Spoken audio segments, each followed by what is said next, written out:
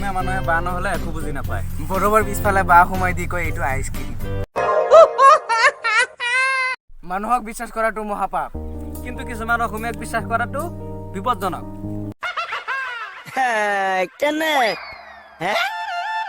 এতিয়া দেউতাই কয় পত্নীক বিয়া পাতি খুৱাবি কি? তেতিয়া মনত হয় পত্নীয়ে পৃথিৱীৰ আটাইতকৈ ডাঙৰ খকুৱা। মোৰ লাইফত যেতিয়া লাষ্ট ছিংগল ছোৱালী চাইছিলো তেতিয়াই 1 টকা দি 8টা চকলেট পাইছিলো। গাৰ্লফ্ৰেণ্ডক কিবা গিফ্ট কৰিবলৈ হ'লে লিপষ্টিক গিফ্ট কৰিবা, কাৰণ তাৰ 50% তুমি ঘূৰাই পাবা।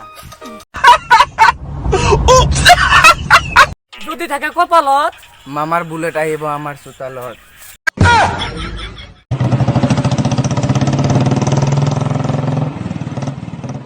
ক'ৰ পৰা মালটো টপ কি গ'ল মইতো বুজিয়ে পোৱা নাই। কোনোবাই তোমাৰ আধাৰ কাৰ্ডৰ ফটো চাই ভাল পায় তেন্তে ভাবিবা সেইটোৱে তোমাৰ ট্ৰু লাভ।